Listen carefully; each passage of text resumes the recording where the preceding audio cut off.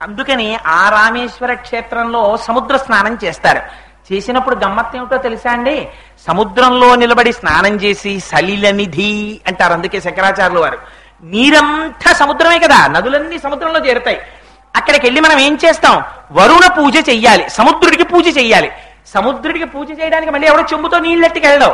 ఆ సముద్రంలో నిలబడి మునకలేసేసి అందులో సముద్ర స్నానం చాలా సరదాగా ఉంటుందా? ఇంతకు ముందు చెయ్యమేమో 80 ఏళ్ల ముసలాడు కూడా ఓ పట్టాన బయటికి రాడు. అందులో స్నానం చేసి అందులో మరి సముద్రుడి ఆజ్ఞ ఏమిటో కానీ అక్కడ రామచంద్రమూర్తి ఆజ్ఞ పెద్ద పెద్ద కెరటాలు రావు. ఎంత దూరం వెళ్ళినా ఇసుకే. చక్కగా కింద పడి మీద పడి స్నానాలు చేసేసి ఆ తడి బట్టలతో అందరూ చేతులట్టుకుని ఫోటోలు తీయించేసుకుని అక్కడికో బ్రహ్మగారు వస్తారు.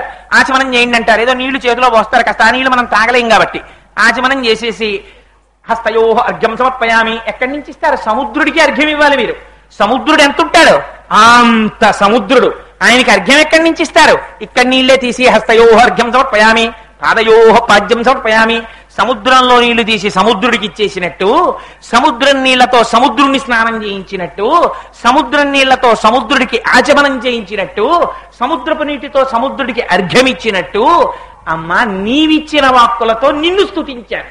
నా గొప్పే ఉందమ్మా ఇందులో. సౌందర్యలహరి శంకరులు రాశారనడానికి నా గొప్ప ఏమైనా ఉందా అమ్మా? నా గొప్ప ఏమీ లేదు అమ్మా. నేనేం చేశానో తెలుసా?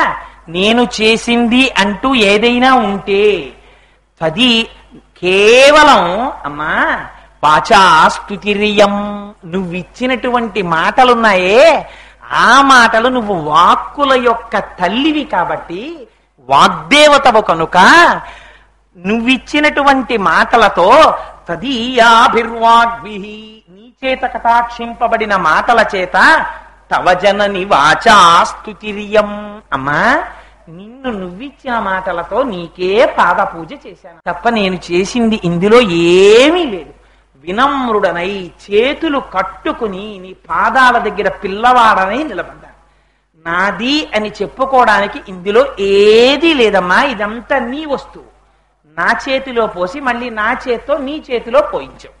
చంటి పిల్లల్ని అమ్మలు ఒళ్ళో కూర్చోబెట్టుకుని వాడి చేతిలోకి తీసుకొచ్చి ఇంత కందిపప్పు పోసి నా చేతిలో పోయిన మళ్ళీ వాడి చేతితో ఇలా పోయించుకుని ఆడుకుంటే అది ఎంత సరదాగా ఉంటుందో. పిల్లల్ని టబ్బులో కూర్చోబెట్టి నీళ్లు పోస్తుంటారు. పోస్తుంటే అమ్మ పిల్లాడికి నీళ్లు పోసి సబ్బుతో రుద్దుతుంటుంది. వాడు ఇలా నీళ్లు పట్టుకుందామని చూస్తారు పిల్లలు. చేతిలోకి ఏం నీళ్లు రావు. అప్పుడు అమ్మ ఏం చేస్తుందంటే 2 చేతులు కలిపి దోసిడి పట్టి ఇగో పట్టు అని ఇలా నీళ్లు పోస్తుంది. పోస్తే ఇప్పుడు నా చేతిలో పోయి అంటుంది. వాడు ఏం చేస్తాడు? అమ్మ చేతిలో ఇలా నీళ్లు పోస్తాడు. పోసి మురిసిపోతాడు. అమ్మో నీళ్లు పట్టుకున్నాను. ఇలా నీళ్లు తీసి ఇలా పోస్తూ ఉంటాడు. అందులో నీళ్లు తీసి అందులో పోసినట్టు అమాయకత్వంతో కొడుకు మురిసిపోయినట్టు నువ్విచ్చిన మాటలతో నిన్నే స్తుతి చేసి మురిసిపోతున్నానమ్మా. నేను నీ బిడ్డని. ఇంతకన్నా సౌందర్యలహరిలో నా పాత్ర ఏది లేదు అని చేతులు కట్టుకుని నిలబడిపోయారు. ఈ శంకరుల వినయం అంటే.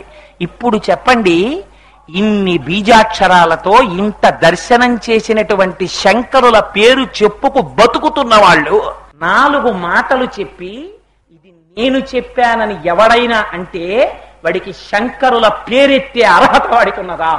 ఏది చెప్పినా ఇది పరమేశ్వరుడు పలికించాడు తప్ప నాకు చేతనైనది కాదు, నేను చెప్పగలిగిన వాడను కాను అన్న మాట నువ్వు అనని నాడు శంకరుల పేరెత్తడానికి నీకున్న నైతిక హక్కు ఏమిటి? మాట అని తీరాలి.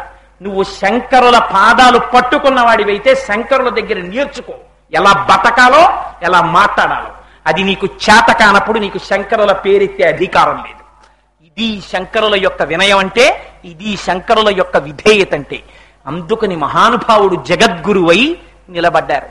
అంతటి మహాపురుషుడు కనుక నాకేం తెలుసని సౌందర్యలహరి 9 రోజులు చెప్తావా అంటే తప్పకుండా చెప్పేస్తానండి అంటే, అయ్యో వీడి శక్తిని చూసుకోకుండా సంసిద్ధం అయ్యాడని ఆ శంకరులు నా యందు కృప చేసి ఆ అమ్మ నన్ను కటాక్షించి నాలో ఊపిరై నాలో వాక్కై ఆ తల్లి ప్రకాశించి 4 మాటలు చెప్పిస్తే, అయ్యో మనం కూర్చోకపోతే వీడెవరికి చెప్పుకుంటాడు, మనందరం కూర్చుంటే నేను చెప్పుకున్నానని వీడు మురిసిపోతాడని నా యందు కృపతో మీరు కూర్చున్నారు తప్ప మీలో ఎవరు నా దగ్గర వినవలసిన వాళ్ళు? అందరూ నాకు చెప్పగలిగిన వాళ్లే కానీ నా దగ్గర వినవలసిన అగత్యం ఉన్నవారు లేరు. ఇది మీ వినయ సంపత్తి.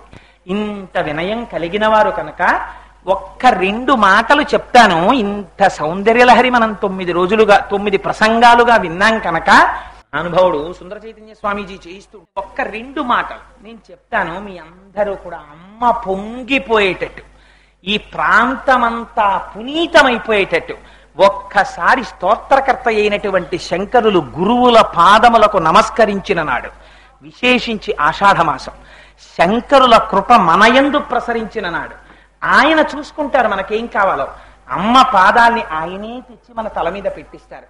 అందుకని అందరూ అనండి, దీనదయాళో గురునాథ, దీనదయాళో గురునాథ, పూర్ణదయాళో గురునాథ, పూర్ణదయాళో గురునాథ, జయ జయ శంకర గురునాథ, జయ జయ శంకర గురునాథ, శంకర భగవత్పాద గురునాథ, శంకర భగవత్పాద గురునాథ, దీనదయాళో గురునాథ, దీనదయాళో గురునాథ, పూర్ణదయాళో గురునాథ, పూర్ణదయాళో గురునాథ.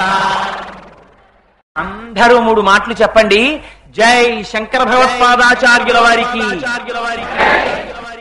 శంకర భగవత్పాదాచార్యుల వారికి, శంకర భగవత్పాదాచార్యుల వారికి.